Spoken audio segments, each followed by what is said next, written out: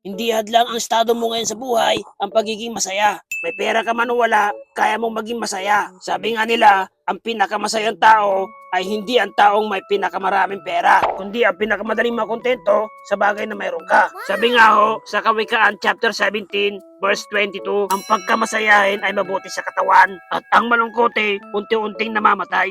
Abay nakakatakot ang palagi malungkot. Abay tumawa ka na, walang bayad yan, libre lang. Pero huwag ka naman tumawa mag-isa, baka daling ka sa mental.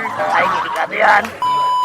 At habang bata pa tayo, sana ay sulitin natin ang bawat sandali. Huwag nating hayaan ang buhay ay puro trabaho lang. Maglaan ng oras para sa kasiyahan at mga simpleng kaligayahan. Kapag tayo ay tumanda na, hindi na natin ito magagawa. Maiksi lang ang buhay, kaya make your own happiness. Kaya magpasalamat sa Panginoon for all your blessings to me and my family. For the strength you give me each day and for all the people around me who make life more meaningful. Kaya magpasalamat tayo lagi sa Panginoon. Eh siya, sige, hanggang dito na lang.